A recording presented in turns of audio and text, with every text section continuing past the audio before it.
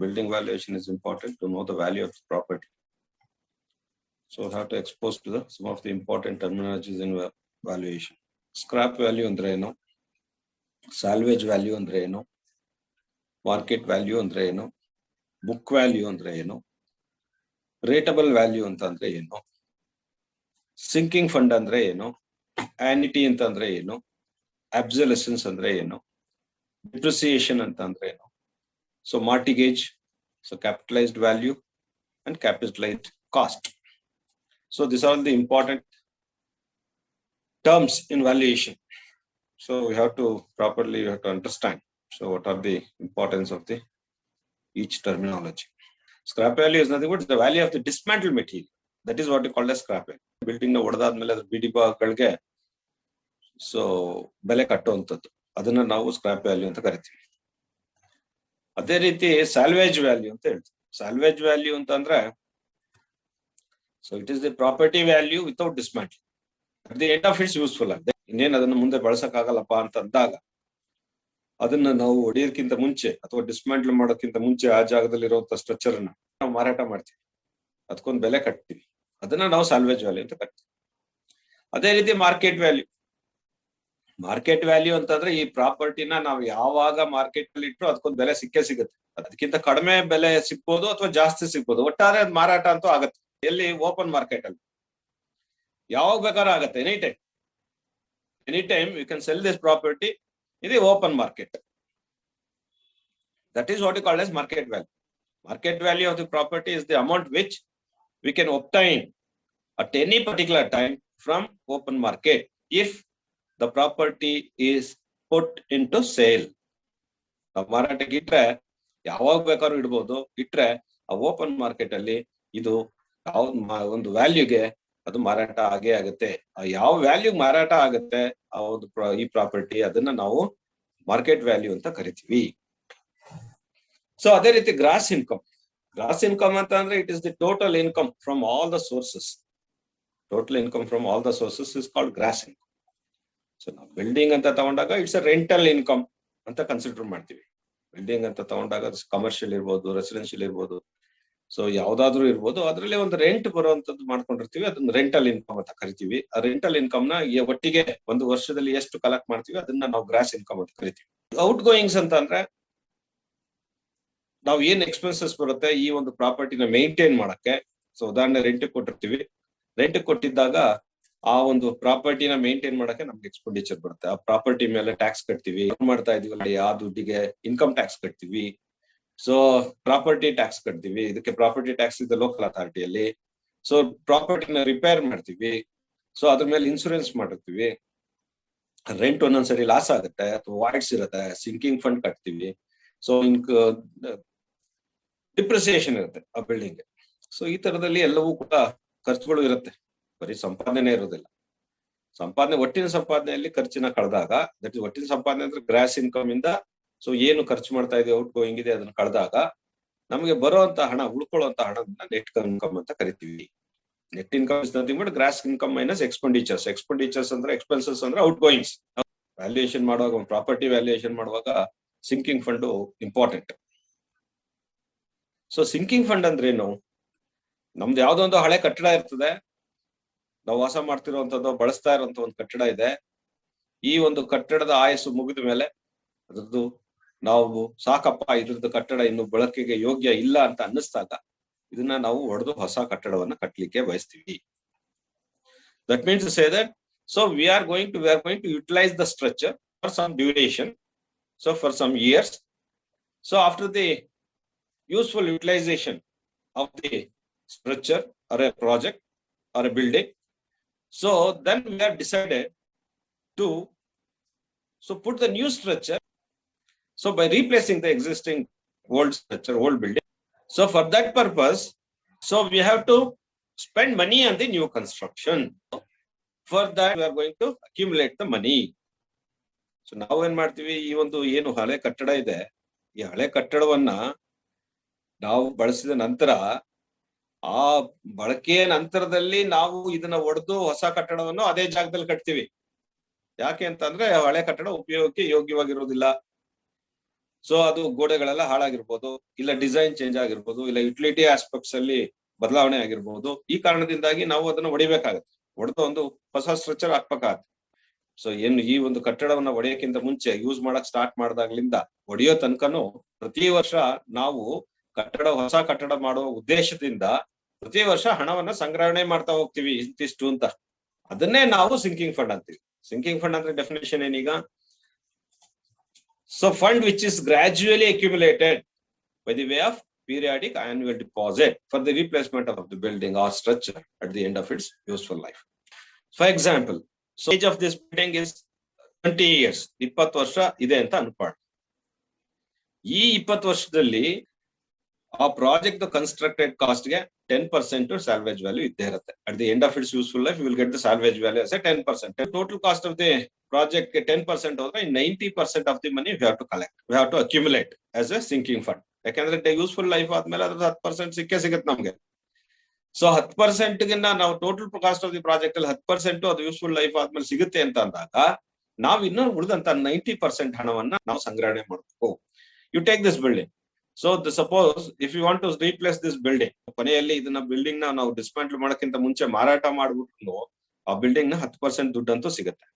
ಇನ್ನು ನಾವು ಎಷ್ಟು ಸಂಗ್ರಹಣೆ ಮಾಡಬೇಕು? 90% ಸಂಗ್ರಹಣೆ ಮಾಡಬೇಕು. ಅದರಿಂದ sinking fund is generally 90% of the cost of construction, original cost of construction. So 10% is anyway salvage only, therefore totally will get 100%. ಅದರಿಂದ ನಾವು ಪ್ರತಿ ವರ್ಷ ಹಣವನ್ನ ಸಂಗ್ರಹಣೆ ಮಾಡ್ತಾ ಹೋಗ್ತೀವಿ. ಸಂಗ್ರಹಣೆ ಮಾಡಿದ ಹಣವನ್ನ, ಸಂಗ್ರಹಣೆ ಅಂದ್ರೆ ಏನೋ ನಾವೇನ್ ಮನೆಯಲ್ಲಿ ಇಟ್ಕೊಂಡಿರ್ತೀವಿ ದುಡ್ಡನ್ನ, ಇಲ್ಲ. ಸೊ ಅದನ್ನ ಬ್ಯಾಂಕ್ ಅಲ್ಲಿ ಕಟ್ತಾ ಇರ್ತೀವಿ, ನಮ್ಮ ಅಕೌಂಟ್ ಅಲ್ಲಿ ಹಾಕ್ತಿವಿ. ಆ ಸಿಂಕಿಂಗ್ ಫಂಡ್ ಅಕೌಂಟಿಗೆ ದುಡ್ಡು ಹಾಕ್ತಾ ಹೋಗ್ತೀವಿ. ಆ ಕಟ್ಟಿದಂತ ದುಡ್ಡಿಗೆ ಬ್ಯಾಂಕ್ ಏನ್ ಮಾಡುತ್ತೆ? ನಮ್ಗೆ ಇಂಟ್ರೆಸ್ಟ್ ಕೊಡುತ್ತೆ ಪ್ರತಿ ವರ್ಷ. ಸಿಂಕಿಂಗ್ ಫಂಡ್ ಗೆ ನಾವು ಇನ್ಸ್ಟಾಲ್ಮೆಂಟ್ ಕಟ್ಟಿದ್ವಲ್ಲ ಅದು, ಮತ್ತೆ ಇಂಟ್ರೆಸ್ಟ್ ಎರಡೂ ಸೇರಿ ದುಡ್ಡು ಜಾಸ್ತಿ, ನಾವು ಕಟ್ಟಿರೋದ್ ಹಣಕ್ಕಿಂತ ಜಾಸ್ತಿ ಆಗ್ತಾ ಹೋಗುತ್ತೆ. ಪ್ರತಿ ವರ್ಷ ಹೀಗೆ ಆಗ್ತದೆ. ಅದರಿಂದ ಸೊ ನಾವು ಸಿಂಕಿಂಗ್ ಫಂಡ್ ಪ್ರತಿ ವರ್ಷ ನಾವ್ ಏನ್ ಹಣ ಕಟ್ಟಿದೀವಿ ಅದ್ರ ಜೊತೆಗೆ ಇಂಟ್ರೆಸ್ಟ್ ಸೇರಿ ಅಕ್ಯುಮುಲೇಟ್ ಆಗ್ತಾ ಹೋಗುತ್ತೆ.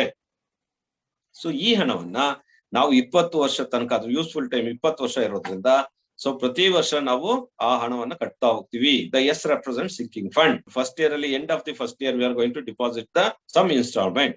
ಸೆಕೆಂಡ್ ಇಯರ್ ನಮ್ಮ ಆ ಇನ್ಸ್ಟಾಲ್ಮೆಂಟ್ ಕಟ್ತೀವಿ.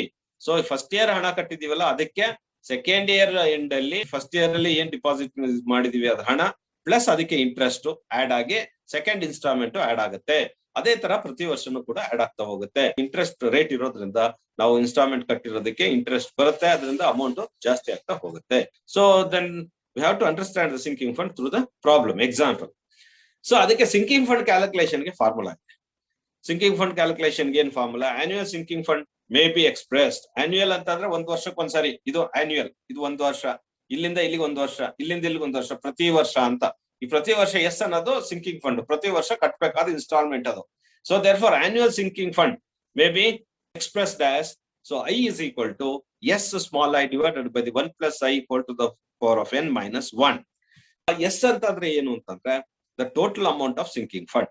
ಎಷ್ಟು ಅಮೌಂಟ್ ನಾನಾಗ್ಲೇ ಹೇಳಿದೆ, ಎಷ್ಟು ಅಮೌಂಟ್ ಕಲೆಕ್ಟ್ ಮಾಡ್ಬೇಕು? 90% of the cost of construction sinking fund ಅಂತ ತಗೊಂತೀವಿ. 90% ಅಷ್ಟು ಹಣವನ್ನ ನಾವು ಕಲೆಕ್ಟ್ ಮಾಡ್ಲೇಬೇಕು. ಸೊ ಅದರಿಂದ sinking fund will be 90% of the total cost of the construction. Capital ಅಂತಂದ್ರೆ ಆನ್ಯುವಲ್ ಇನ್ಸ್ಟಾಲ್ಮೆಂಟ್ ರಿಕ್ವೈರ್ಡ್. ಎಷ್ಟು ಒಂದು ವರ್ಷಕ್ಕೆ ಎಷ್ಟು ಕಟ್ತಾ ಹೋಗ್ಬೇಕು ನಾವು ಅಂತ ಹೇಳೋದನ್ನ ಆನ್ಯುವಲ್ ಇನ್ಸ್ಟಾಲ್ಮೆಂಟ್ ಅಂತ ಹೇಳ್ತೀವಿ ನಾವು. ಸೊ ಹಾಗಾಗಿ ಸ್ಮಾಲ್ ಐ ಅಂತಂದ್ರೆ ರೇಟ್ ಆಫ್ ಇಂಟ್ರೆಸ್ಟ್. ನಾವು ಬ್ಯಾಂಕಿಗೆ ಹಣ ಕಟ್ಟಿದಾಗ ಆ ಸಿಂಕಿಂಗ್ ಫಂಡ್ ಎಷ್ಟು ಇಂಟ್ರೆಸ್ಟ್ ನಮ್ಗೆ ಬ್ಯಾಂಕ್ ಅಲ್ಲಿ ಸಿಗುತ್ತೆ ಅದನ್ನ ನಾವು ಡೆಸಿಮಲ್ಸ್ ಅಲ್ಲಿ ಎಕ್ಸ್ಪ್ರೆಸ್ ಮಾಡ್ತೀವಿ. ಎಕ್ಸಾಂಪಲ್ 6% ರೇಟ್ ಆಫ್ ಇಂಟ್ರೆಸ್ಟ್ ಒಂದು ಇನ್ಸ್ಟಾಲ್ಮೆಂಟ್ ಕಟ್ಟಿದ್ಮೇಲೆ ಸಿಗುತ್ತೆ. ಫಾರ್ ಎಕ್ಸಾಂಪಲ್ ಈ ಫಸ್ಟ್ ಇಯರ್ ಅಲ್ಲಿ ನಾವು ಇದನ್ನ ಹಣವನ್ನ ಡಿಪಾಸಿಟ್ ಮಾಡಿದ್ವಿ ಬ್ಯಾಂಕ್ ಅಲ್ಲಿ. ಸೆಕೆಂಡ್ ಇಯರ್ ಗೆ ಹೋಗುವಾಗ ನಮಗೆ ಇದಕ್ಕೆ ಫಸ್ಟ್ ಇನ್ಸ್ಟಾಲ್ಮೆಂಟ್ ಏನ್ ಕಟ್ಟಿದೀವಿ ಅದಕ್ಕೆ 6% ಹಣದ್ದು ಅಷ್ಟು ಆಡ್ ಆಗುತ್ತೆ. N is the number of years. N ಅಂದ್ರೆ ಏನು? Number of years. ಎಷ್ಟು ವರ್ಷ ಈ ಒಂದು ಸಿಂಕಿಂಗ್ ಫಂಡ್ ಹಣವನ್ನು ನಾವು ಕಟ್ಟಬೇಕು ಅನ್ನೋದನ್ನ ಎನ್ ಅಂತ ಹೇಳ್ತೀವಿ. ಸೊ ಎಕ್ಸಾಂಪಲ್ ತಗೋಣ. ಎಕ್ಸಾಂಪಲ್ ಏನು? ಒಂದು A pumping set with a motor has been installed at rupees 2,500.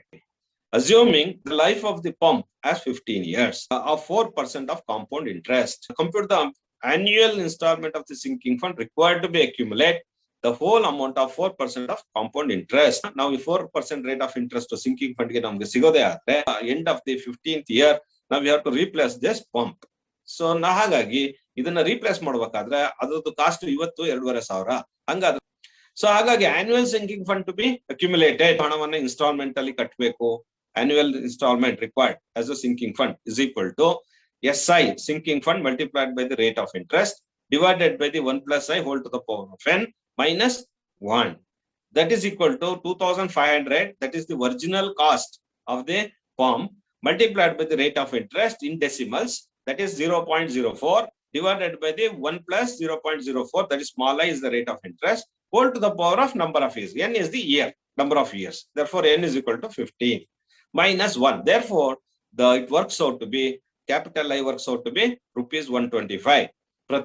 This is the useful life of 15 varsha. Rate of interest to 4%. So after the end of its useful life, that is at the end of 15th year, we have to replace this pump with a new pump. Here an example.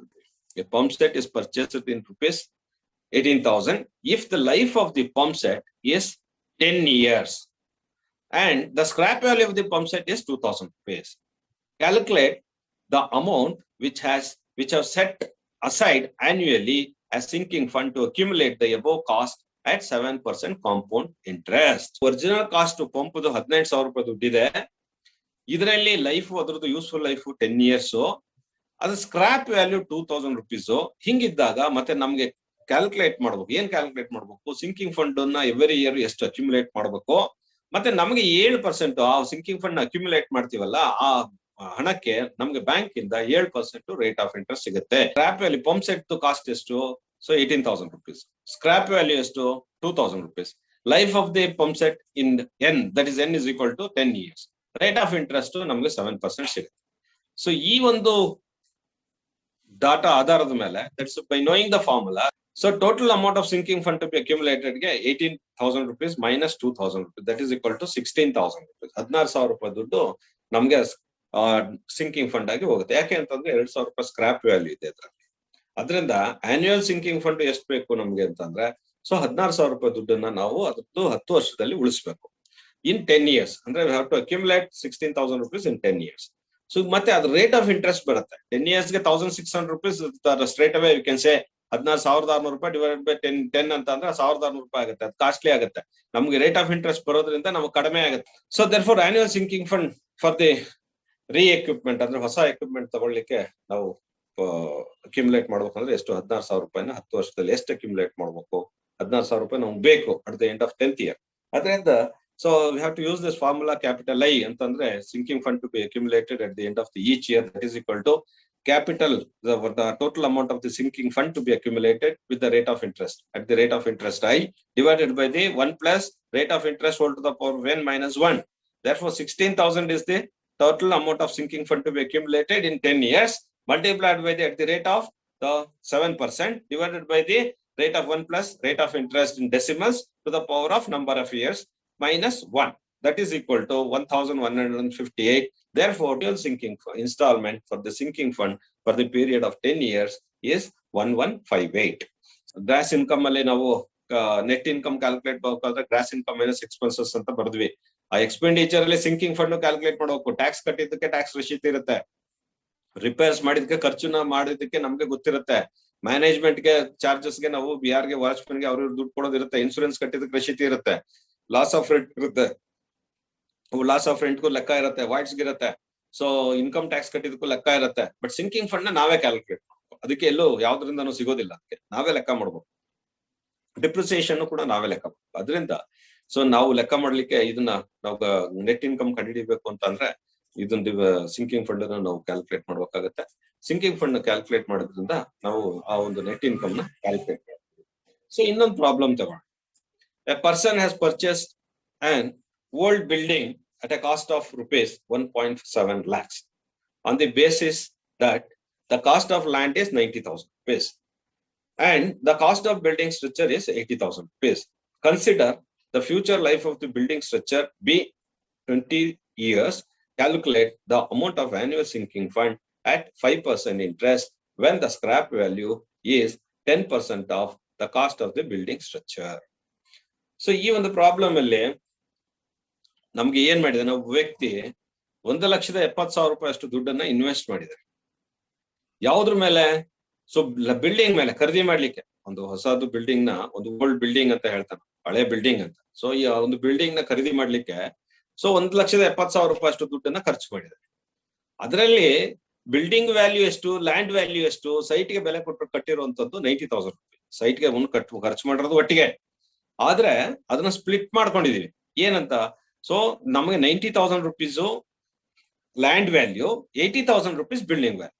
So generally ನಮ್ಮ knowledge ಇರೋ ಪ್ರಕಾರ, ನಾವು discuss ಮಾಡಿರೋ ಪ್ರಕಾರ, building ಲ್ಯಾಂಡ್ಗೆ depreciation ಇರೋದಿಲ್ಲ, ಅಥವಾ sinking fund ಬೇಕಾಗಿಲ್ಲ, appreciation ಇರುತ್ತೆ. ಸೊ ಬಿಲ್ಡಿಂಗ್ ಗೆ ಡಿಪ್ರಿಸಿಯೇಷನ್ ಇರುತ್ತೆ, ಅಥವಾ ನಾವು ಬಿಲ್ಡಿಂಗ್ ಲೈಫ್ ಹಾಳಾಗ್ತಾ ಹೋಗುತ್ತೆ, ಅದನ್ನ ರೀಪ್ಲೇಸ್ ಮಾಡ್ಬೇಕಾಗತ್ತೆ. ಅದರಿಂದ ನಮ್ಗೆ ನಾವೇನ್ ಮಾಡ್ಬೇಕು ಈಗ? ಸೊ ಮತ್ತೆ ಅವನೇನ್ ಹೇಳ್ತಾನೆ? So consider the useful life of the structure. Building structure is 20 years. 20 ವರ್ಷ ತನಕ ಈ ಒಂದು ಬಿಲ್ಡಿಂಗ್ ಸ್ಟ್ರಕ್ಚರ್ ನ ಬಳಸಬಹುದು. ಹಂಗಾಗಿ ನಮ್ಗೆ ರೇಟ್ ಆಫ್ ಇಂಟ್ರೆಸ್ಟ್ ಎಷ್ಟು ಸಿಗುತ್ತೆ? ಸೊ ನಮ್ಗೆ 5% ಸಿಗುತ್ತೆ ಸಿಂಕಿಂಗ್ ಫಂಡ್ ಗೆ. But scrap value at the end of it's useful life 10% ಇದ್ದೇ ಇರುತ್ತೆ. ಅದರಿಂದ ನಾನು ಸಿಂಕಿಂಗ್ ಫಂಡ್ ಎಷ್ಟು ಕಟ್ಟಬೇಕು, ಎಷ್ಟು ಅಕ್ಯುಮುಲೇಟ್ ಮಾಡ್ಬೇಕು 20 ವರ್ಷ ತನಕ ಈ ಬಿಲ್ಡಿಂಗ್ ನ ರೀಪ್ಲೇಸ್ ಮಾಡ್ಬೇಕು ಅಂತಂದ್ರೆ ಅನ್ಬಿಟ್ಟು ಲೆಕ್ಕ ಕೇಳ್ತಾ ಇದ್ದಾರೆ. ಸೊ ಅದನ್ನ ನಾವು ಹೇಳ್ಬೇಕಾಗುತ್ತೆ. ಸೊ ಹಾಗೆ ಕಾಸ್ಟ್ ಆಫ್ ದಿ ಬಿಲ್ಡಿಂಗ್ ಎಷ್ಟು? Cost of land is not important. Cost of the building ಎಷ್ಟು? 80,000 ರೂಪಾಯಿ. ಕಾಸ್ಟ್ ಆಫ್ ಲ್ಯಾಂಡ್ ಎಷ್ಟು? 90,000 ರೂಪಾಯಿ. ಲೈಫ್ ಆಫ್ ದಿ ಬಿಲ್ಡಿಂಗ್ ಎಷ್ಟು? So 20 years. ಸೊ ನಮಗೆ ಯೂಸ್ಫುಲ್ ಲೈಫ್, ಅದನ್ನ ಯೂಸ್ಫುಲ್ ಲೈಫ್ ಅಂತ ಹೇಳ್ತೀವಿ. So next rate of interest 5% ಸಿಗುತ್ತೆ. ಅದನ್ನ ಹ್ಯಾವ್ ಟು ಎಕ್ಸ್ಪ್ರೆಸ್ ಅಥವಾ ನಾವು ಲೆಕ್ಕಾಚಾರ ಮಾಡುವಾಗ ಅದು ಡೆಸಿಮಲ್ ಅಲ್ಲಿ ತಗೋಬೇಕು. ಅದರಿಂದ 5/100 that is 0.05. So scrap value ಎಷ್ಟು? 10% ಇದ್ದೇ ಇದೆ. 10% of the cost of the project, cost of the building. Therefore, the scrap value is equal to, ನಮ್ಗೆ ಸ್ಕ್ರಾಪ್ ವ್ಯಾಲ್ಯೂ ಅಂತ ಏನಿದೆ, scrap value is equal to 8,000. 10% ಅಂತ ಹೇಳಿದ್ದಾನೆ. ನಮ್ಮ ಪ್ರಾಜೆಕ್ಟ್ ಕಾಸ್ಟ್ ಎಷ್ಟು, ಬಿಲ್ಡಿಂಗ್ ಕಾಸ್ಟ್ ಎಷ್ಟು? 80,000. ಸ್ಕ್ರಾಪ್ ವ್ಯಾಲ್ಯೂ 8,000 ಬರುತ್ತೆ. So scrap value is 10% of the cost of the building. So therefore it is 8,000. Then ನಮ್ಮ ಎಷ್ಟು ಅಕ್ಯುಮುಲೇಟ್ ಮಾಡಬೇಕು ಸಿಂಕಿಂಗ್ ಫಂಡ್ ಆಗಿ ಅಂತ ಅಂದ್ರೆ, total cost of the project ಅಥವಾ cost of the building minus scrap value. Therefore, the total amount of the sinking fund to be accumulated is equal to cost of the project ಅಥವಾ cost of the building minus scrap value. Therefore 72,000 rupees. ಈ 72,000 ರೂಪಾಯಿ ದುಡ್ಡನ್ನ ನಾವು sinking fund ಆಗಿ ಪ್ರತಿ ವರ್ಷ instalment basis ಅಲ್ಲಿ ನಾವು ಉಳಿಸ್ಬೇಕು, ದುಡ್ಡನ್ನ ಉಳಿಸ್ಬೇಕು. ಹಾಗಾಗಿ ಅದನ್ನ ಎಷ್ಟು ಉಳಿಸ್ಬೇಕು, ಎಷ್ಟು ವರ್ಷದ ತನಕ ಉಳಿಸ್ಬೇಕು, ಕಟ್ಟಬೇಕು, ಈ ಒಂದು ಹಣವನ್ನ ಉಳಿಸ್ಬೇಕು 20 ವರ್ಷ. ಯಾಕಂದ್ರೆ ಯೂಸ್ಫುಲ್ ಲೈಫ್ ಇರೋದೇ 20 ವರ್ಷ. 20 ವರ್ಷ ಆದ್ಮೇಲೆ ನಾವು ಈ ಬಿಲ್ಡಿಂಗ್ ನ ತೆಗೆದಾಕ್ಬೇಕು, ಅದು ಯೂಸ್ ಆಗಲ್ಲ ಅಂತ ನಾವು ಅನ್ಕೊಂಡಿದೀವಿ. ಅದರಿಂದ so useful life 20 years. 20 years ತನಕ ನಾವು ಅದನ್ನ ಬಳಸಬೇಕು, ಹಣವನ್ನ ನಾವು ಶೇಖರಣೆ ಮಾಡ್ಬೇಕಾಗತ್ತೆ. ಹಂಗಾಗಿ 72,000 ರೂಪಾಯಿ ದುಡ್ಡನ್ನ 20 ವರ್ಷ ನಾವು ಯಾವ ರೇಟ್ ಆಫ್ ಇಂಟ್ರೆಸ್ಟ್ ಅಲ್ಲಿ, 5% ರೇಟ್ ಆಫ್ ಇಂಟ್ರೆಸ್ಟ್ ಅಲ್ಲಿ ಎಷ್ಟು ದುಡ್ಡನ್ನ ಉಳಿಸ್ಬೇಕು ಪ್ರತಿ ವರ್ಷ ಅಂತ ಕೇಳ್ತಾ ಇದ್ದಾರೆ. ಹಂಗಾಗಿ I is equal to, capital I is equal to SI divided by the 1 plus I whole to the power of 1 minus 1. Therefore 72,000 rupees is there. So 90% of the cost of the project multiplied by the rate of interest divided by the 1 plus rate of interest whole to the power of n, andre year, the useful year. So life of the useful life of the project, the building, that is what we call as 20 minus 1 equals 2,178. So annual installment of the sinking fund for the period of 20 years is, so ಎಷ್ಟು ಕಟ್ಟಬೇಕು ಒಂದು ವರ್ಷ, 20 ವರ್ಷದ ತನಕ ನಾವು ಅಂತಂದ್ರೆ ಪ್ರತಿ ವರ್ಷ 2,178 ರೂಪಾಯಿ ಅಷ್ಟು ಹಣವನ್ನ ಪ್ರತಿ ವರ್ಷ ನಾವು ಕಟ್ಟಬೇಕಾಗತ್ತೆ. Next capitalised value. Capitalised value ಅಂತಂದ್ರೆ ನಾವು ಒಂದು ಬಿಲ್ಡಿಂಗ್ ನ ಖರೀದಿ ಮಾಡ್ಬೇಕು, ಖರೀದಿ ಮಾಡ್ಲಿಕ್ಕೆ ಮನ್ಸಿದೆ. For example, this is the project ಅಥವಾ this is the property, building property to be purchase. ನಾವು ಖರೀದಿ ಮಾಡ್ಬೇಕು. ಖರೀದಿ ಮಾಡಕ್ಕೆ ನಾನು ಇನ್ವೆಸ್ಟ್ ಮಾಡಕ್ ನಾನು ರೆಡಿ ಇದ್ದೀನಿ. ಸೊ ಇಲ್ಲಿ ನಾನೊಬ್ಬ ವ್ಯಕ್ತಿ ಇನ್ವೆಸ್ಟ್ ಮಾಡಕ್ಕೆ ನಾನು ಮನಸ್ಸು ಮಾಡಿ ಈ ಒಂದು ಪ್ರಾಜೆಕ್ಟ್ ನ ಖರೀದಿ ಮಾಡ್ಬೇಕಂತ ತೀರ್ಮಾನ. ಇದರಲ್ಲಿ 1 2 3 4 4 ಭಾಗಗಳಿದೆ, 4 ಮನೆ ಇದೆ. ಕೆಳಗೆ 2 ಮನೆ, ಮೇಲೆ 2 ಮನೆ. ಅಂದ್ರೆ there are 2 parts in ground floor and there are 2 parts in first floor. So ಇದರಲ್ಲಿ ರೆಂಟ್ ಬರುತ್ತೆ. ಹಾಗೆ ಈ ಒಂದು ಬಿಲ್ಡಿಂಗ್ ನ ನಾನು ತಗೋಬೇಕು. ಸೊ ಸಂಪಾದನೆ ಅಂತ ಅಂದ್ರೆ ನಾನು ಅನ್ಎಂಪ್ಲಾಯ್ ಇದ್ದೀನಿ, ಇನ್ವೆಸ್ಟ್ ಮಾಡಿ ತಿಂಗಳ ನನಗೆ ಒಂದು ಹಣವನ್ನ ಸಂಪಾದಿಸ್ಬೇಕು. ಅದು ಹಣ ಒಂದು ಸಂಪಾದನೆ ರೂಪದಲ್ಲಿ ನಾನು ರೆಂಟಲ್ ಪ್ರಾಫಿಟ್ ಅಥವಾ ರೆಂಟಲ್ ಇನ್ಕಮ್ ಅನ್ನ ಪಡ್ಕೋಬೇಕು ಅನ್ನೋ ಕಾರಣಕ್ಕಾಗಿ ಇದನ್ನ ಖರೀದಿ ಮಾಡ್ತಾ ಇದ್ದೀನಿ. ಸೊ ನಾನು ಇನ್ವೆಸ್ಟ್ ಮಾಡ್ಬೇಕಾದ್ರೆ ಎಷ್ಟು ದುಡ್ಡು ಕೊಟ್ಟು ಖರೀದಿ ಮಾಡ್ಬೇಕು? ಸೊ ನಾನೇನ್ ವ್ಯಾಲ್ಯೂಯೇಷನ್ ಮಾಡ್ಸಿಲ್ಲ, ಅಥವಾ ವ್ಯಾಲ್ಯೂರ್ ಹತ್ರ ಅವನು ಕೇಳ್ತಾ ಇಲ್ಲ, ಅಥವಾ ಅವನು ಪ್ರಾಪರ್ಟಿ ಓನರ್ ಹತ್ರ ಕೇಳ್ತಾ ಇಲ್ಲ. ನಾನೇ ತಿಳ್ಕೋಬೇಕು ಅದು ಹೇಗೆ, ಅದು ಎಷ್ಟು ಖರೀದಿ ಮಾಡ್ಬೋದು ಅಂತ ಹೇಗೆ ತಿಳ್ಕೊಳ್ಳೋದು ಅನ್ನೋದನ್ನ ನಾವು ವರ್ಕೌಟ್ ಮಾಡ್ಬೇಕಾಗತ್ತೆ. ಸೊ ಏನ್ ಆಸೆ ಪಡ್ತಿದ್ದಾನೆ ಇನ್ವೆಸ್ಟರ್ನು? ಸೊ ನಾನು ಈ ಒಂದು ರೆಂಟಲ್ ಪ್ರಾಪರ್ಟಿಯನ್ನ ತಗೋಬೇಕು, ಬೈ ಮಾಡ್ಬೇಕು, ಎಷ್ಟಕ್ ಬೈ ಮಾಡ್ಬೇಕು ಅನ್ನೋದ್ರ ಬಗ್ಗೆ ಚರ್ಚೆ ಮಾಡ್ತಾ ಇದ್ದಾರೆ. ಸೊ ಇವನೇನ್ ಮಾಡ್ತಾನೆ, ಫಸ್ಟ್ ಇನಿಷಿಯಲಿ ಎಷ್ಟು ರೆಂಟ್ ಬರ್ತಾ ಇದೆ ಈ ಪ್ರಾಪರ್ಟಿಯಿಂದ ಅಂತ ಹೇಳಿ ಎನ್ಕ್ವೈರ್ ಮಾಡ್ತಾನೆ. ಸೇ ಎಕ್ಸಾಂಪಲ್, ಸೊ ನನಗೆ 10,000 ರೂಪಾಯಿ ರೆಂಟ್ ಬರ್ತಾ ಇದೆ ಅಂತ ಹೇಳಿ ಬಿಲ್ಡಿಂಗ್ ಓನರ್ ಹೇಳ್ತಾರೆ. ಸೊ ನನಗೆ 10,000 ರೂಪಾಯಿ ರೆಂಟ್ ಬರ್ತಾ ಇದೆ ಇವ್ 4 ಭಾಗದಿಂದ. ಸೊ ಅದರಿಂದ ನನಗೆ ವರ್ಷಕ್ಕೆ ನನಗೆ 10,000 ರೂಪಾಯಿ ನನಗೆ ಆನ್ಯುವಲ್ ಇನ್ಕಮ್ ಬರ್ತಾ ಇದೆ ಅಂತ ಹೇಳ್ತಾನೆ, ಎಕ್ಸಾಂಪಲ್. ಸೊ ಹಾಗಿದ್ದಾಗ ನಾನು ಎಷ್ಟು ಇನ್ವೆಸ್ಟ್ ಮಾಡ್ಬೇಕು, ಎಷ್ಟು ದುಡ್ಡು ಖರೀದಿ ಮಾಡ್ಬೇಕು, ಎಷ್ಟು ದುಡ್ಡು ಕೊಟ್ಟು ಇದನ್ನ ಈ ಪ್ರಾಪರ್ಟಿನ ಖರೀದಿ ಮಾಡ್ಬೇಕು ಮತ್ತೆ ಅನ್ನೋದಾದ್ರೆ ನಾವು ಯೋಚನೆ ಮಾಡ್ತಾನೆ, ಇನ್ವೆಸ್ಟರ್ ಯೋಚನೆ ಮಾಡ್ತಾನೆ, ನನಗೆ ನಾನು ಏನ್ ಇನ್ವೆಸ್ಟ್ ಮಾಡ್ತೀನಿ ಆ ಹಣಕ್ಕೆ 10% ಅಷ್ಟು ರಿಟರ್ನ್ಸ್ ಇರ್ಬೇಕು. So he is expecting, investor is expecting 10% of return on his investment. So ಅವ್ನು ಏನ್ ಇನ್ವೆಸ್ಟ್ ಮಾಡ್ತಾನೆ, ದುಡ್ಡನ್ನ ಈ ಒಂದು ಪ್ರಾಜೆಕ್ಟ್ ಮೇಲೆ ಬಂಡವಾಳ ಹೂಡ್ತಾನೆ, ಆ ಹಣಕ್ಕೆ ಅವನು 10% ಅಷ್ಟು ಹಣವನ್ನ ವಾಪಸ್ಸು ಪಡ್ಕೋಬೇಕು ಪ್ರತಿ ವರ್ಷ. ಅದನ್ನ ಬೈಕೆ ಒಂದು ಯಾರ್ದು, investor. So interest of the, so personal interest of the investor is he has to expect 10% of the return on investment at the end of the each year. So ಏನ್ ಖರ್ಚು ಮಾಡ್ತಾನೆ ಅದಕ್ಕೆ 10% ಅಷ್ಟು ಹಣವನ್ನ ಅದನ್ನು ಅವನು ಪಡ್ಕೊಳ್ಳಕ್ಕೆ ಆಸೆ ಪಡ್ತಾನೆ. ಹಂಗಾದ್ರೆ ಸೊ ಇದು ಎಷ್ಟಾದ್ರೂ ಆಗ್ಲಿ, ಇದು 10,000 ರೂಪಾಯಿ ಬೆಲೆ ಪ್ರತಿ ವರ್ಷ ಬರ್ತಾ ಇದೆ ಅಂತಂದ್ರೆ ನಾನು ಎಷ್ಟು ದುಡ್ಡು ಕೊಟ್ಟು ಖರೀದಿ ಮಾಡ್ಬೇಕು ಅಂತಂದ್ರೆ ಅವನ ಎಕ್ಸ್ಪೆಕ್ಟೇಷನ್ ಏನು ಅಂತಂದ್ರೆ, ಸೇ ಎಷ್ಟು ಕೊಡ್ಬೇಕು ದುಡ್ಡನ್ನ, X amount to be paid, the amount to be paid to purchase this property. So S ಅಂತಂದ್ರೆ say X is the capital amount, ಎಷ್ಟು ದುಡ್ಡನ್ನ ಕೊಟ್ಟು ಖರೀದಿ ಮಾಡ್ಬೇಕು ಅನ್ನೋದನ್ನ ಎಕ್ಸ್ ಅಂತ ಕರೆದಿದ್ದೀನಿ. ಸೇ ಇನ್ವೆಸ್ಟ್ಮೆಂಟ್, ಅದು ಕ್ಯಾಪಿಟಲ್ ಅಮೌಂಟ್ ಅಂದ್ರೆ ಎಷ್ಟು ದುಡ್ಡು ಕೊಟ್ಟು ಖರೀದಿ ಮಾಡ್ಬೇಕು ಅನ್ನೋದು ಇನ್ವೆಸ್ಟ್ಮೆಂಟ್, ಅದನ್ನ ಎಕ್ಸ್ ಅಂತ ಕರೆದಿದ್ದೀನಿ. ನನ್ನ income, rental income per year per annum is 10,000 rupees.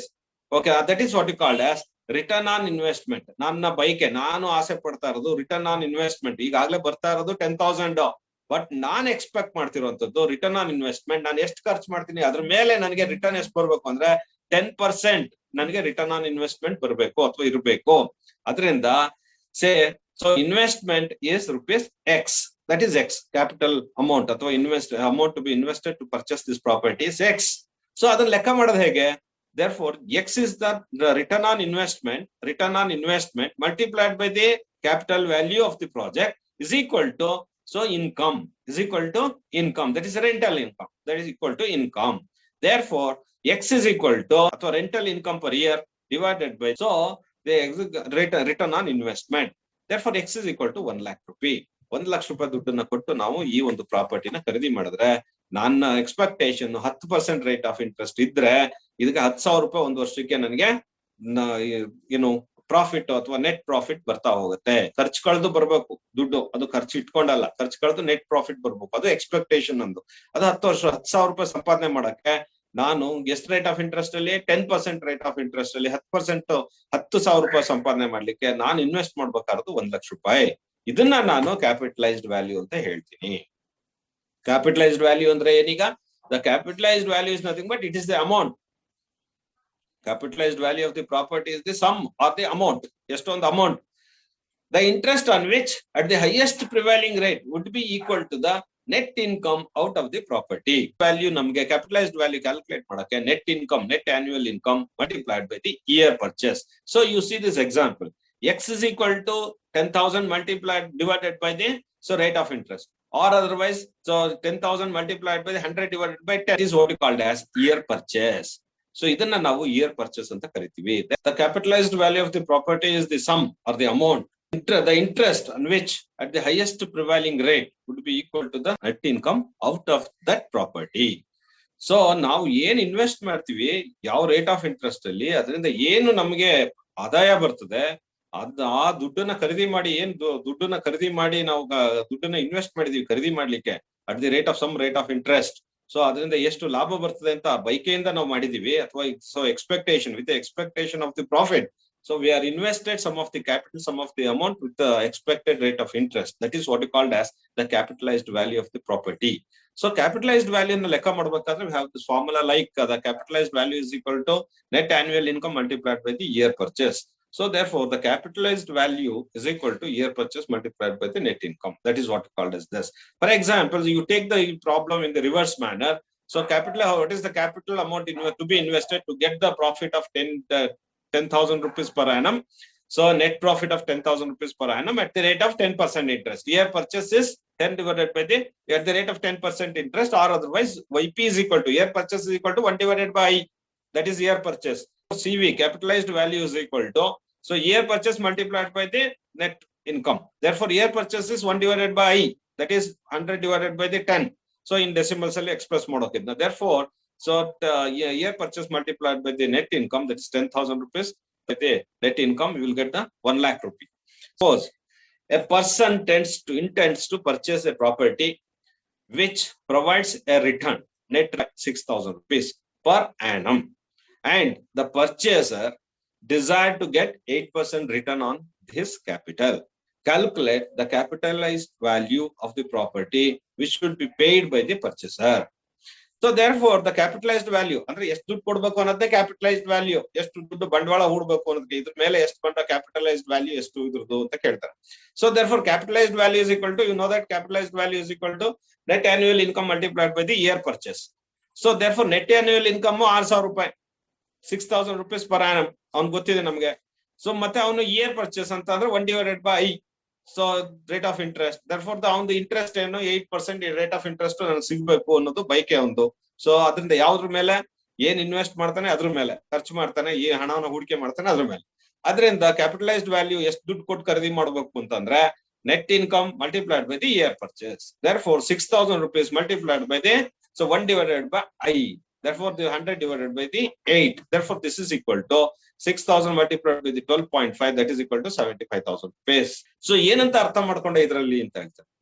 So ನಾನು 75,000 ರೂಪಾಯಿ ದುಡ್ಡನ್ನ ಬಂಡವಾಳವಾಗಿ ಹಾಕಿದ್ರೆ ಈ ಒಂದು ಪ್ರಾಜೆಕ್ಟ್ ಗೆ ಖರೀದಿ ಮಾಡ್ಲಿಕ್ಕೆ, ನಾನು 6,000 ರೂಪಾಯಿ ಇದರಲ್ಲಿ ಇನ್ಕಮ್ ಬರ್ತಾ ಇದೆ ಅಂತ ಅಂದ್ರೆ ಈ ಒಂದು ಖರೀದಿ ಮಾಡಕ್ಕೆ 75,000 ರೂಪಾಯಿ ದುಡ್ಡು ಹಾಕತ್ನಲ್ಲ, ಅದು 12.5 ವರ್ಷದಲ್ಲಿ ರಿಕವರಿ ಆಗತ್ತೆ ಅಂತ ಅರ್ಥ ಆಯ್ತು ಅಂತ ಹೇಳ್ಬೇಕು. So that means to say that suppose if I invest 75,000 rupees on the purchase of this house or the house property, which is giving 6,000 rupees as an annual income at the rate of 8%. So then we require 12.5 years to repay the 75,000 rupees, the capital investment. After 12.5 years of purchase, the purchaser will get return of the capital sum of rupees 75,000 in the form of the annual net income of 6,000 rupees. ಪ್ರತಿ ವರ್ಷ ಅವನು 6,000 ರೂಪಾಯಿ recovery ಮಾಡ್ಕೊಳ್ಳೋದ್ರಿಂದ 75,000 ರೂಪಾಯಿ ದುಡ್ಡನ್ನ ಅವನೇನ್ capital invest ಮಾಡಿದಾನೆ ಆ ದುಡ್ಡನ್ನ 12.5 ವರ್ಷದಲ್ಲಿ ಅವನು ರಿಕವರಿ ಮಾಡ್ಕೊಂತಾನೆ ಅಥವಾ ಹಿಂಪಡ್ಕೊಂತಾನೆ. That is the meaning. So ಇದ್ರನ್ನ ನಾವು ಆನ್ಯುಟಿ ಅಂತ ಕೂಡ ಹೇಳ್ತೀವಿ. Annuity is nothing but so annual periodic payment for the repayment of the capital amount invested by the party. So ಈ ಕ್ಯಾಪಿಟಲ್ ಅಮೌಂಟ್ ನ ರೀಪೇಮೆಂಟ್ ಮಾಡ್ಕೊಂಡಿದೀವಿ, ವಾಪಸ್ ಪಡ್ಕೊಂಡಿದೀವಿ. ಏನ್ ಇನ್ವೆಸ್ಟ್ ಮಾಡಿದ್ವಿ ಅದು ವಾಪಸ್ ತಕೊಂಡ್ವಿ. ಹೆಂಗ್ ತಗೊಂಡ್ವಿ? ವರ್ಷ ಇನ್ಸ್ಟಾಲ್ಮೆಂಟ್ ತರದಲ್ಲಿ ಕಟ್ಟಿ ಅಕ್ಯುಮುಲೇಟ್ ಮಾಡ್ಕೊಂಡು ನಾವು ಆ ಹಣವನ್ನ ವಾಪಸ್ ಪಡ್ಕೊಂಡ್ವಿ. ವರ್ಷ ಇನ್ಸ್ಟಾಲ್ಮೆಂಟ್ ತರ ನಾವು ಕಟ್ತಾ ಇದೀವಲ್ಲ, ಅಕ್ಯುಮುಲೇಟ್ ಮಾಡ್ತಾ ಇದೀವಲ್ಲ, ಅದನ್ನ ನಾವು ಆನ್ಯುಟಿ ಅಂತ ಕರಿತೀವಿ. So annuity is nothing but, so annuity is the annual periodic payment. Annual periodic, ವರ್ಷದ ಕೊನೆಯಲ್ಲಿ ಇಷ್ಟು ಹಣವನ್ನ ನಾವು ಉಳಿಸ್ತಾ ಹೋಗ್ತೀವಿ. ಎಷ್ಟು ಉಳಿಸ್ತಾ ಇದೀವಿ? 6,000 ರೂಪಾಯಿ ಉಳಿಸ್ತಾ ಇದೀವಿ. 6,000 ರೂಪಾಯಿಗಾಗ್ಲೇ ಹಾಲಿ ನಮ್ಮ ಈ ಒಂದು ಬಿಲ್ಡಿಂಗ್ ಇಂದ ಲಾಭ ಬರ್ತಾ ಇದೆ, ಅದೇ ದುಡ್ಡು ಉಳಿಸ್ತಾ ಇದೀವಿ. ನೆಟ್ ಪ್ರಾಫಿಟ್, ಅದು net annual income. So annuity is the annual periodic payment for the repayment of the capital amount invested. ಎಷ್ಟು ಕ್ಯಾಪಿಟಲ್ ವ್ಯಾಲ್ಯೂನ ನಾವು ಕೊಟ್ಟು ಖರೀದಿ ಮಾಡಿದೀವಿ, ಇನ್ವೆಸ್ಟ್ ಮಾಡಿದೀವಿ ಪ್ರಾಜೆಕ್ಟ್ ಮೇಲೆ, ಅದನ್ನ ವಾಪಸ್ ಪಡೆದಕ್ಕೆ ನಾವು ಪ್ರತಿ ವರ್ಷ ದುಡ್ಡನ್ನ 6,000 ರೂಪಾಯಿ ದುಡ್ಡನ್ನ ಇಲ್ಲಿ ಉಳಿಸ್ತಾ ಇದೀವಿ. ಅದನ್ನ ನಾವು ಆನ್ಯುಟಿ ಅಂತ ಕೂಡ ಕರಿತೀವಿ. So this is about what is this capitalised value. So ಅದೇ ರೀತಿ ಇಯರ್ ಪರ್ಚೇಸ್ ಅಂತ ಹೇಳ್ತೀವಿ. ಇಯರ್ ಪರ್ಚೇಸ್ ಅಂದ್ರೆ ಏನು? ಇಯರ್ ಪರ್ಚೇಸ್ ಅಂದ್ರೆ ಏನಪ್ಪಾ ಅಂದ್ರೆ, ಎಷ್ಟಾದ್ರೂ ಇನ್ವೆಸ್ಟ್ ಮಾಡೋಣ, ನನಗೆ ಒಂದು ಆನ್ಯುಟಿ ಅಥವಾ ಇನ್ಕಮ್ ಫ್ರಮ್ ದಿ ಪ್ರಾಪರ್ಟಿ, ಒಂದು ವರ್ಷದಲ್ಲಿ 1 ರೂಪಾಯಿ ಅಷ್ಟು ಇನ್ಕಮ್ ಮಾಡ್ಲಿಕ್ಕೆ ಎಷ್ಟು ದುಡ್ಡನ್ನ ಇನ್ವೆಸ್ಟ್ ಮಾಡ್ಬೇಕು ಆ ಪ್ರಾಜೆಕ್ಟ್ ಮೇಲೆ. ಸೊ ನಾವು 1 ರೂಪಾಯಿ ಆ ಪ್ರಾಪರ್ಟಿ ಮೇಲೆ, ಪ್ರಾಜೆಕ್ಟ್ ಅಲ್ಲಿ 1 ರೂಪಾಯಿನ ಪ್ರಾಜೆಕ್ಟ್ ಇಂದ ಸಂಪಾದಿಸ್ಬೇಕು ಅಂತಂದ್ರೆ ನಾನು ಎಷ್ಟು ದುಡ್ಡನ್ನ ಇನ್ವೆಸ್ಟ್ ಮಾಡ್ಬೇಕು ಅಂತ ಲೆಕ್ಕ ಮಾಡ್ಬೇಕು. That is what called as year purchase. Year purchase is nothing but, so it's defined as the capital sum required to be invested in order to receive an annuity of ₹1 at certain rate of interest. So ನಮಗೆ ಆ 1 ರೂಪಾಯಿ annuity ಅಂತಂದ್ರೆ, annuity is nothing but here the meaning of the annuity is annual income. 1 ರೂಪಾಯಿ annual income ಬರ್ಬೇಕು, 1 ರೂಪಾಯಿ ಸಂಪಾದನೆ ಆಗ್ಬೇಕು ಅಂದ್ರೆ 1 ರೂಪಾಯಿ ಸಂಪಾದನೆ ಮಾಡಕ್ಕೆ ಈ ಒಂದು ಪ್ರಾಜೆಕ್ಟ್ ಅಲ್ಲಿ ಎಷ್ಟು ದುಡ್ಡನ್ನ ನಾನು ಇನ್ವೆಸ್ಟ್ ಮಾಡ್ಬೇಕು? ಸೊ 1000 ರೂಪಾಯಿ ಹಾಗಾದ್ರೆ 1 ರೂಪಾಯಿ ನನ್ಗೆ ಗೊತ್ತಾದ್ರೆ 1000 ರೂಪಾಯಿ ಲೆಕ್ಕ ಮಾಡ್ಕೋಬಹುದು. 1000 ರೂಪಾಯಿ ಸಂಪಾದನೆ ಮಾಡಕ್ಕೆ ಎಷ್ಟು ರೂಪಾಯಿ ಇನ್ವೆಸ್ಟ್ ಮಾಡ್ಬೇಕು, 1 ಲಕ್ಷ ಸಂಪಾದನೆ ಮಾಡ್ಲಿಕ್ಕೆ ಎಷ್ಟು ರೂಪಾಯಿ ಇನ್ವೆಸ್ಟ್ ಮಾಡ್ಬೇಕು, ಒಂದು ಮಂತ್ಲಿ 10 lakhs rupees ಅರ್ನ್ ಮಾಡಕ್ಕೆ ಎಷ್ಟು ರೂಪಾಯಿ ಇನ್ವೆಸ್ಟ್ ಮಾಡಬೇಕು. This is the calculation. Rate of interest, for example, suppose if I want purchase this house, so I am going to invest some capital sum of amount, interested to have property, return from this property at certain rate of interest. So ಸುಮ್ನೆ invest ಮಾಡಲ್ಲ. ನಾನು invest ಮಾಡುವಾಗ, ನಾನು ಈ ಒಂದು ದುಡ್ಡನ್ನ invest ಮಾಡುವಾಗ ಈ ಒಂದು ಪ್ರಾಜೆಕ್ಟ್ ಮೇಲೆ, ಸೊ ನಾನು ಅದರಿಂದ ಬೈಕೆ ರಿಟರ್ನ್ಸ್ ಅನ್ನ ಬಯಸ್ತೀನಿ ನಾನು. ಸೊ ಈ ಸಂಪಾದನೆ ಬರ್ಬೇಕು ಅಂತ, ಆನ್ಯುಟಿ ಅಂತ ಅಂದ್ರೆ ಆನ್ಯುವಲ್ ಇನ್ಕಮ್ ಬರ್ಬೇಕು ಅನ್ನೋದನ್ನ ಬಯಸ್ತೀನಿ. ಬಯಸುವಾಗ ಅದ್ರ ರೇಟ್ ಆಫ್ ಇಂಟ್ರೆಸ್ಟ್ ಎಷ್ಟು, ನಾನು ಇನ್ವೆಸ್ಟ್ ಮಾಡ್ತೀನಲ್ಲ ಇದಕ್ಕೂ ರೇಟ್ ಆಫ್ ಇಂಟ್ರೆಸ್ಟ್ ಬಡ್ಡಿನ ಲೆಕ್ಕ ಮಾಡ್ಕೊಂತೀನಿ, ಅಥವಾ rate of certain rate of interest. So we have to expecting return on investment. ಅದನ್ನ ನಾನು ಇಯರ್ ಪರ್ಚೇಸ್ ಅಂತ ಕರಿತೀನಿ. Will call the annuity of ₹1 means, so annual income of ₹1. That means to say that to get the annual income of ₹1, what is the capital amount we have to invest it? That is the calculation. So ಹಾಗಾಗಿ 1 ರೂಪಾಯಿ ಸಂಪಾದನೆ ಮಾಡ್ಲಿಕ್ಕೆ ಎಷ್ಟು ದುಡ್ಡನ್ನ invest ಮಾಡ್ಬೇಕು ಅನ್ನೋದ್ರ ಬಗ್ಗೆ ನಾವು ಮಾತಾಡ್ಬೇಕಾಗುತ್ತೆ. The capital sum is equal to the annuity multiplied by the year purchase. So the example, work out the value of the year purchase for an old building if its future life is 15 years and the rate of interest is 7% on capital and 4% for sinking fund. So ಎರಡು ತರ interest ಇದೆ ಇಲ್ಲಿ. ಒಂದು capitalised value, ಇನ್ನೊಂದು sinking fund. ಇದರದ್ದು useful life ಎಷ್ಟು? 15 ವರ್ಷ. So 15 ವರ್ಷದಲ್ಲಿ ನಾವು ಸಿಂಕಿಂಗ್ ಫಂಡ್ ಅನ್ನ ಅಕ್ಯುಮುಲೇಟ್ ಮಾಡ್ತಾ ಹೋಗ್ತೀವಿ. ಅಕ್ಯುಮುಲೇಟ್ ಮಾಡಿದ ಹಣಕ್ಕೆ ಸಿಂಕಿಂಗ್ ಫಂಡ್ ಗೆ 4% ರೇಟ್ ಆಫ್ ಇಂಟ್ರೆಸ್ಟ್ ಸಿಗ್ತಾ ಇದೆ ನಮ್ಗೆ. ನಾನು ಈ ಪ್ರಾಜೆಕ್ಟ್ ನ ಖರೀದಿ ಮಾಡಿದ್ಮೇಲೆ ಸಿಂಕಿಂಗ್ ಫಂಡ್ ಯೂಸ್ ಮಾಡ್ತಾರೆ, ಸಿಂಕಿಂಗ್ ಫಂಡ್ ಅಕ್ಯುಮುಲೇಟ್ ಮಾಡ್ತಿರೋದು. ಈ ಸಿಂಕಿಂಗ್ ನಾನು ಈ ಕ್ಯಾಪಿಟಲ್ ಇನ್ವೆಸ್ಟ್ ಮಾಡಿದಿನಲ್ಲ ಈ ಪ್ರಾಜೆಕ್ಟ್ ಖರೀದಿ ಮಾಡ್ಲಿಕ್ಕೆ, ಓಲ್ಡ್ ಬಿಲ್ಡಿಂಗ್ ನ ಖರೀದಿ ಮಾಡ್ಲಿಕ್ಕೆ, ಅದಕ್ಕೆ 7% ರೇಟ್ ಆಫ್ ಇಂಟ್ರೆಸ್ಟ್ ಇದೆ. ಸೊ ನಾನು ಅಕ್ಯುಮುಲೇಟ್ ಮಾಡ್ತಾ ಇರುವಂತಹ ಹಣಕ್ಕೆ 4% ರೇಟ್ ಆಫ್ ಇಂಟ್ರೆಸ್ಟ್. ನಾನು ಆಗ್ಲೇ ಒಂದ್ಸರಿ ಬಂಡವಾಳ ಹೂಡಿದೀನಿ, capital sum of amount I invested to purchase this property, interest ಹಾಕ್ತಾ ಇದ್ದಾರೆ. ಹಂಗಿದ್ದಾಗ ಇಯರ್ ಪರ್ಚೇಸ್ ಎಷ್ಟು? Year purchase is equal to 1 divided by the rate of interest on capitalized value plus rate of interest on sinking fund. Rate of interest on sinking fund. Therefore, the capitalized YP is equal to 1 divided by the 0.07 plus 0.04, because we have to express this interest in the decimals. Okay, 7% ಒಂದಕ್ಕೆ, 4% ಒಂದಕ್ಕೆ. Sinking fund 4%, so capitalized value ಗೆ 7%. Therefore, 7% is 0.07 plus 0.04. Therefore, total 1 divided by this 0.11. Therefore, year purchase is equal to 9.09. So as the year purchase increases, annuity decreases. So as the year purchase decreases, annuity increases. That is the meaning. So year purchase ಕಡಿಮೆ ಆದಂಗೆ ನಾವು ವರ್ಷ instalment ಕಟ್ಬೇಕಲ್ಲ, ಒಂದು ಆ year purchase recovery ಮಾಡಕ್ಕೆ ಅದು ಜಾಸ್ತಿ ಆಗ್ತಾ ಹೋಗುತ್ತೆ.